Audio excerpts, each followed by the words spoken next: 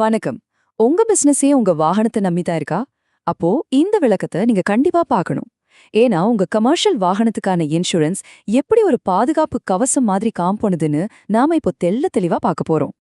உங்க தொழில் அது ஒரு லாரியா இருக்கலாம், ஒரு டெம்போவா இருக்கலாம், இல்ல ஒரு டாக்ஸியா கூட இருக்கலாம்.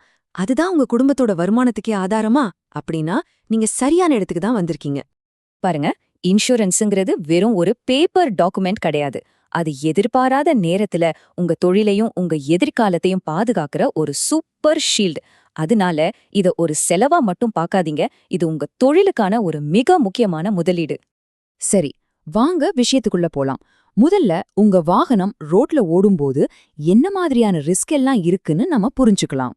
யோசிச்சு பாருங்க, இன்சூரன்ஸ் இல்லைன்னா என்னாகும்? ஒரு சின்ன ஆக்சிடென்ட் நடந்தா கூட நம்ம கையில இருந்து லட்சக்கணக்கில் பணம் போகும். வண்டி திருடு போயிருச்சுன்னா அவ்வளவுதான், மொத்த தொழிலும் நின்னுடும். அது மட்டும் இல்ல, திடீர்னு வர்ற வெள்ளம், தீ விபத்துல வண்டிக்கு டேமேஜ் ஆகலாம். எல்லாத்துக்கும் மேல இன்சூரன்ஸ் இல்லாம வண்டி ஓட்டுனா சட்டப்படி பெரிய ஃபைன் கட்ட வேண்டியிருக்கும். ஆமாங்க, இது சும்மா சொல்றதில்ல. 1988 மோட்டார் வாகன சட்டப்படி இந்தியால ஓடுற ஒவ்வொரு வண்டிக்கும் குறைஞ்சபட்சம் ஒரு தேர்ட் பார்ட்டி இன்சூரன்ஸாவது கட்டாயமா இருக்கணும். அதனால இது வெறும் ஒரு ஆப்ஷன் இல்ல, இது நம்மளோட கடமையாவும் இருக்கு. ஓகே, ரிஸ்க் என்னன்னு பார்த்தாச்சு. இப்போ அதுக்கான தீர்வு என்னன்னு பார்க்கலாமா? உங்களை பாதுகாக்க முக்கியமா 2 வகையான இன்சூரன்ஸ் இருக்கு. அதுல உங்களுக்கு எது பெஸ்ட்னு இப்ப நாம பார்க்கலாம். முதல்ல இருக்கிறது தேர்ட் பார்ட்டி இன்சூரன்ஸ். இதுதான் சட்டப்படி கம்பல்சரியா வச்சிருக்க வேண்டிய பாலிசி.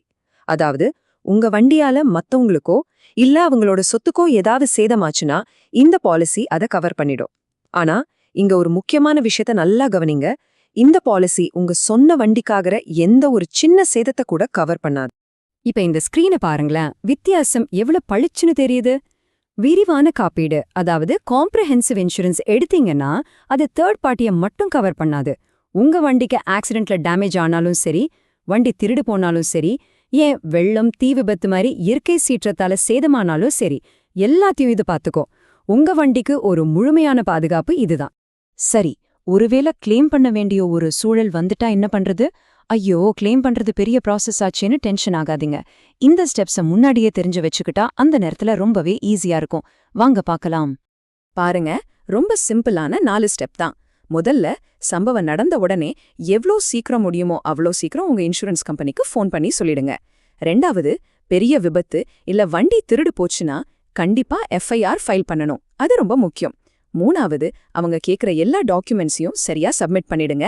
கடைசியா, சேதத்தை மதிப்பிட வர்ற சர்வேயருக்கு முழு ஒத்துழைப்பு கொடுத்தீங்கன்னா போதும், வேலை சுலபமா முடிஞ்சிடும். இப்போ போன ஸ்லைட்ல சொன்ன அந்த முக்கியமான டாக்குமெண்ட்ஸ் என்னென்னு பார்க்கலாமா? கிளைம் ஃபார்ம், உங்க வண்டியோட RC book, driving licence, FIR copy, அப்புறம் வண்டியை சரி செஞ்சதுக்கான ஒரிஜினல் பில்ஸ், இதெல்லாம் பத்திரமா வச்சுக்கோங்க. ஒரு சின்ன ஆனா சூப்பர் டிப்ஸ் சொல்றேன். இதோட ஒரு செட் ஜெராக்ஸ் உங்க வண்டிலையும் இன்னொரு செட்டை வீட்லயும் வச்சுக்கிட்டா அவசரத்துக்கு ரொம்ப உதவியா இருக்கும். இப்போ நாம ரொம்ப முக்கியமான கடைசி பகுதிக்கு வந்திருக்கோம். உங்க பிசினஸ்க்கு எது சரியான பாலிசி, அதை எப்படி ஸ்மார்ட்டா தேர்ந்தெடுக்கிறதுன்னு பார்க்கலாம். இது உங்க தொழிலுக்கு நீங்க எடுக்கிற ஒரு புத்திசாலித்தனமான முடிவா இருக்கும். நீங்க பாலிசி எடுக்கும்போது முதல்ல கவனிக்க வேண்டிய விஷயம் IDV. சிம்பிளா சொல்லணும்னா, ஒருவேளை உங்க வண்டி மொத்தமா சேதமாயிட்டாலோ இல்ல திருடு போயிட்டாலோ இன்சூரன்ஸ் கம்பெனி உங்களுக்கு தர அதிகபட்ச தொகை தான் இந்த IDV. இது உங்க வண்டியோட அப்போதைய மார்க்கெட் வேல்யூவை பொறுத்து இருக்கும். ஒன்னு மட்டும் ஞாபகம் வச்சுக்கோங்க, IDV கம்மியா இருந்தா பிரீமியம் குறையும் தான், ஆனா கிளைம் நேரத்துல உங்களுக்கு கிடைக்கிற தொகையோ ரொம்ப கம்மியா இருக்கும். சோ இதுல கவனமா இருங்க. ஒரு நல்ல பாலிசியை தேர்ந்தெடுக்க இந்த 4 விஷயத்த மட்டும் செக் பண்ணுங்க. முதல்ல IDV சரியா இருக்கான்னு பாருங்க. 2வது, 2-3 கம்பெனியோட பிரீமியத்தை கம்பேர் பண்ணுங்க. 3வது, ஜீரோ டிப்ரிஷியேஷன் மாதிரி ஆட் ஆன் கவரேஜ் தேவையான்னு யோசிங்க. ஜீரோ டிப்ரிஷியேஷன்னா கிளைம் அப்போ தேய்மானத்துக்கு பைசா பிடிக்காம முழு தொகையும் கிடைக்கும். கடைசியா, இதுதான் ரொம்ப முக்கியம், எந்த கம்பெனி கிளைம சீக்கிரமா சரியா செட்டில் பண்றாங்கன்னு பார்த்து தேர்ந்தெடுங்க. ஆக, நாம புரிஞ்சுக்க வேண்டிய முக்கியமான விஷயம் இதுதான். இந்த ஒரு வரிய மனசுல நல்லா பதிஞ்சு வச்சுக்கோங்க. பிரீமியம் கம்மியா இருக்குன்னு மட்டுமே ஒரு பாலிசியை தேர்ந்தெடுக்காதீங்க. ஆபத்து நேரத்துல கை கொடுக்கிற சரியான பாதுகாப்பும் நம்பகமான ஒரு கம்பெனியும் தான் ரொம்ப ரொம்ப முக்கியம்.